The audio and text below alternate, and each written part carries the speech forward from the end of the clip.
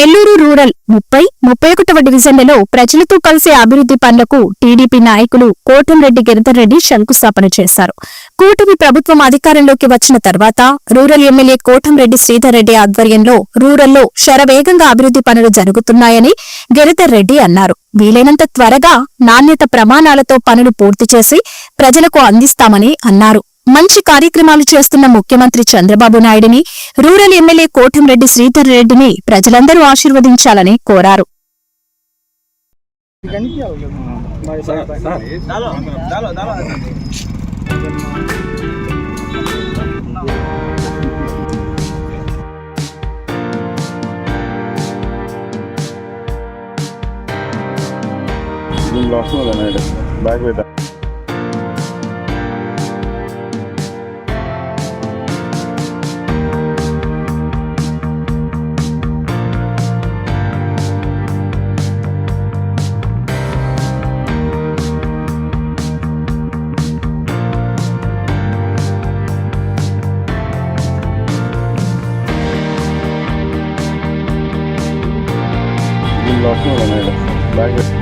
దీనిలో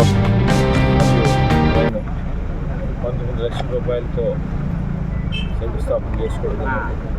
అదేవిధంగా 31వ డివిజన్లో చౌటమెట్టు దగ్గర 16 లక్షల రూపాయలతో శ్మశాన వాటికి కాంపౌండ్ వాళ్ళు ఈ 4 కూడా ఈరోజు శంకుస్థాపన చేసుకుని ఏదైతే శంకుస్థాపన చేశామో వాటిని వీళ్ళంతా త్వరగా కంప్లీట్ చేయాలని ఇప్పటికే శాసనసభ్యులు సేరెడ్డి అధికారులకి అటు కాంట్రాక్టులు కూడా సూచించున్నారు. మీకు అందరూ కూడా తెలుసు, కూటమి ప్రభుత్వం అధికారంలోకి వచ్చిన తర్వాత గౌరవ ముఖ్యమంత్రి నారా చంద్రబాబు నాయుడు గారు ఆధ్వర్యంలో ఈ ప్రభుత్వంలో అభివృద్ధి పనులు నెల్లూరు రూరల్ నియోజకవర్గంలో శరవేగంగా జరుగుతున్నాయి.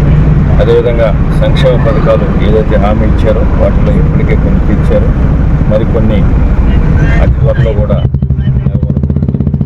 కూటమి ప్రభుత్వం గౌరవ ముఖ్యమంత్రి చంద్రబాబు నాయుడు గారు, ఉప ముఖ్యమంత్రి పవన్ కళ్యాణ్ గారు, యువనేత నారా లోకేష్ గారి ఆధ్వర్యంలో అటు ఆంధ్రప్రదేశ్లో కానీ నెల్లూరు రూరల్ నియోజకవర్గంలో ప్రత్యేకంగా ఎన్నో కార్యక్రమాలు తీసుకున్నాం. ఇటీవల కాలంలో 26 కోట్ల రూపాయలతో ప్రత్యేకంగా కార్పొరేషన్ లిమిట్స్లో 303 వర్కులకి శంకుస్థాపన చేశాం. ఏదైతే శంకుస్థాపన చేశామో ఆ పనులన్నీ కూడా నిరంతరం కూడా అటు ఎమ్మెల్యే గారు కానీ, స్థానిక కార్పొరేటర్లు, డివిజన్ అధ్యక్షులు, క్లస్టర్ ఇన్ఛార్జీలు, పార్టీ డివిజన్ అధ్యక్షులు, ముఖ్య నాయకులు, నాయకులు అందరూ కలిసి ఆ పనులు ప్రజలతో భాగస్వాములు అయి ఉన్నాయి.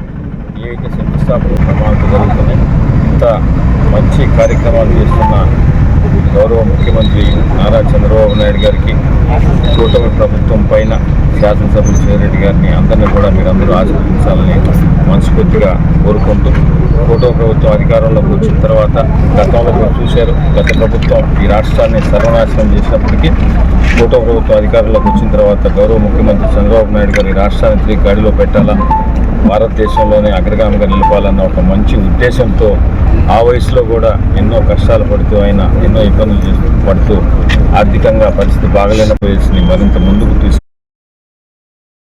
మరెన్నో వీడియోల కోసం మా ఛానల్ ని సబ్స్క్రైబ్ చేసుకుని పక్కనే ఉన్న బెల్ ఐకాన్ ని క్లిక్ చేసి యాక్టివేట్ చేసుకోండి.